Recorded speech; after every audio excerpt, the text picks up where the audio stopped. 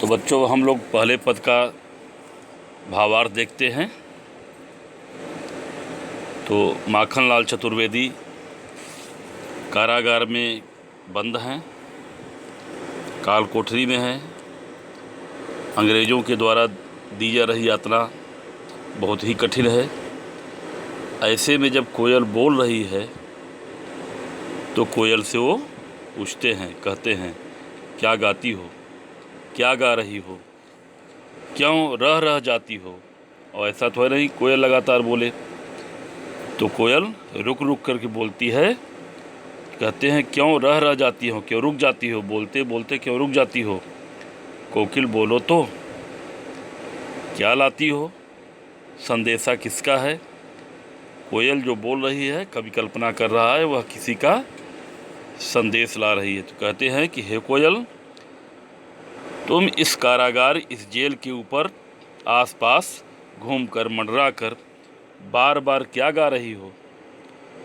तुम मन की कौन सी गहरी बात को कहना चाहती है, अपने मन की पीड़ा को या अपनी मन की बात को कहना चाहती हो, इसे बार बार कहते कहते रुक जाती हो, रह जाती हो।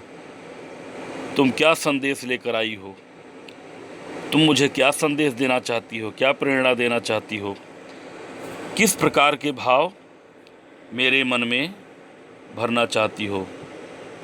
तुम यह संदेश किस स्रोत से, यह संदेशा किसका है, किस स्रोत से, कहाँ से लेकर के आई हो। हे कोयल, तुम मुझे बताओ। कोयल बोलो तो मुझे बताओ, मुझे समझाओ। ऊंची काली दीवारों के घेरे में, मैं यहाँ कारागार की ऊंची ऊंची दीवार, जेल की ऊंची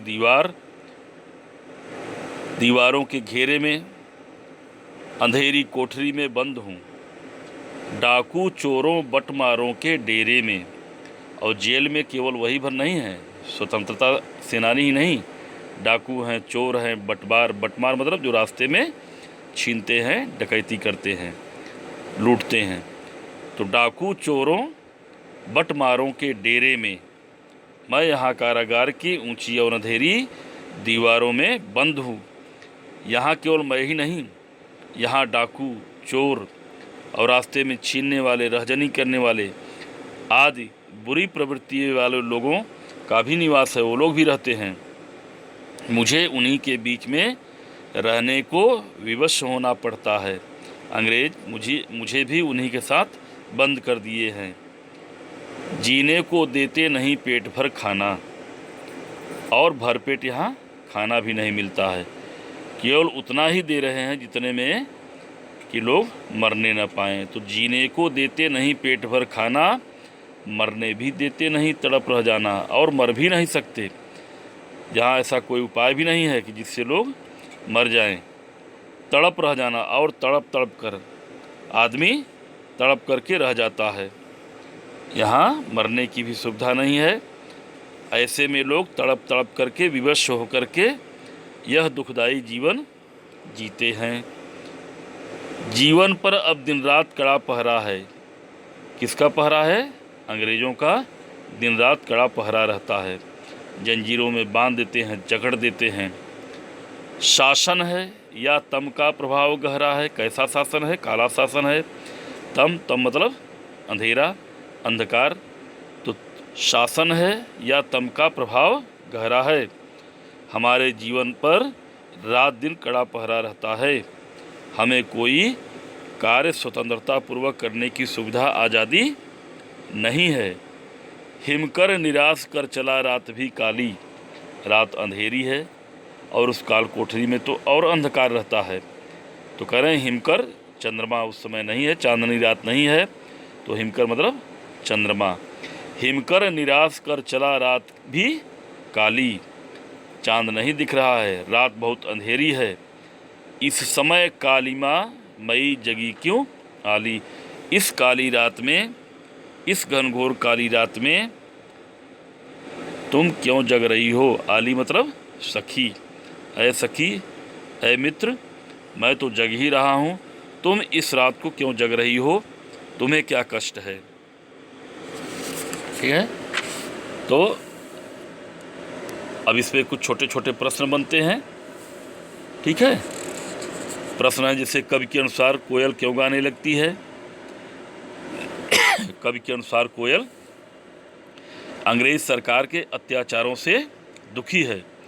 वह जेल में बंदी कैदियों के साथ हो रहे अत्याचारों को देखकर पिघल गई है, इसलिए वह जेल की दीवार के ऊपर मंडराकर गाने लगी है। कवि को कारागार में किन लोगों के बीच रहना पड़ रहा है। चोरों, बटमारों, डकैतों के बीच में रहना पड़ रहा है। कवि को कारागार गृह में किन किन कठिनाइयों का सामना करना पड़ रहा है। तो उन्हें भरपेट खाने को नहीं मिलता है, मरने को भी नहीं मिलता है कि वो मर भी जाएं, ऐसा कुछ नहीं है, और बड़ा कठिनाई भरा जीवन जीना पड़ रहा है। कवि मरना क्यों चाहता है। कवि को कारागार में होने वाली कठिनाइयों के कारण उसका मन विचलित हो गया है, उदास है, इसलिए वह सोचता है कि इस जीने से तो अच्छा है मर जाएं। प्रकृति भी कवि पर क्यों दुखी है, कष्ट दे रही है, क्यों उससे नाराज है। रात काली थी, चांद भी नहीं दिख रहा था, इस तरह कवि को लगा कि प्रकृति भी उस पर नाराज है, दुखी है। तो ये हो गया इसका भावार्थ। और अब दूसरा हम लोग देखते हैं। दूसरा क्या है। क्यों हूक पड़ी वेदना बोझ वाली सी, कोकिल बोलो तो। हूक क्या होता है, दर्द होता है, पीड़ा, कसक भरी आवाज, और वेदना पीड़ा। क्यों हूक पड़ी वेदना पीड़ा बोझ वाली, बोझ मतलब बोझा होता है, सिर पर जिससे बोझा है कोई भारी। कोकिल बोलो तो क्या लूटा मृदुल वैभव। मृदुल मीठा होता है, मृदुल मतलब मीठा, कोमल, वैभव समृद्धि।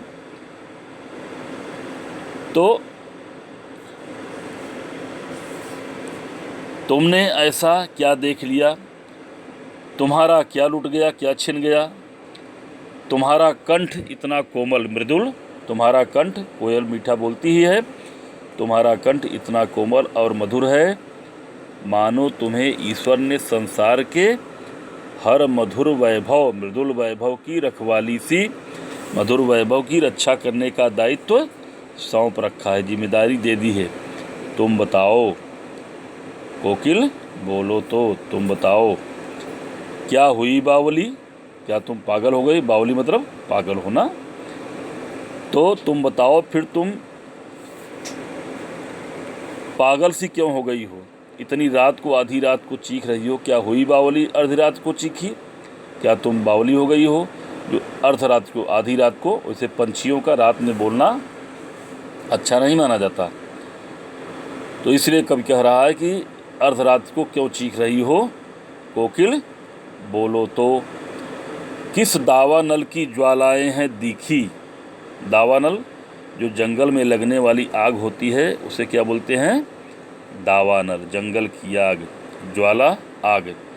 किस दावानल की ज्वालाएं हैं दिखी, तुम्हें कौन सी दावानल की आग दिखाई दे गई है, जंगल की आग तुमने देख लिया है कि तुम अचानक चीख पड़ी हो।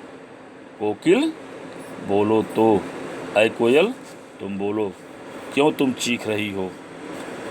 तो इसमें क्या प्रश्न बनता है, मृदुल वैभव की रखवाली सी किसे कहा गया है और क्यों। मृदुल वैभव की रखवाली सी कोयल को कहा गया है क्योंकि वह अपने कोमल कंठ से मधुर और सरसता की रक्षा करती है। वह संसार के लिए मृतता बचाए रखती है और मीठी बोली बोलकर सबके मन को प्रसन्न करती है। कवि ने कोयल की आवाज़ को हूक क्यों कहा है, बहुत अच्छा प्रश्न। कोयल की आवाज़ में दुख और वेदना की अनुभूति थी, इसलिए उसे हूक कहा गया है। कोयल की कूक में क्या विशेषता थी, कोयल की कूक में वेदना का बोझ था। कवि ने कोयल को बावली क्यों कहा, पागल क्यों कहा। कोयल का आधी रात को जेल के आसपास कूकना अस्वाभाविक था, और वो भी रात को, इसलिए कवि ने उसको बावली कहा है। कोयल किस समय चीखी? कोयल आधी रात को चीख रही है, बोल रही है। दावानल की ज्वालाएं से क्या आशय है? दावानल की ज्वालाएं का आशय है बहुत भारी दुख, अत्यंत पीड़ा, बहुत ज़्यादा वेदना। ठीक है, तो ये दो गए। तीसरा का हम लोग देखते हैं अगले वीडियो में।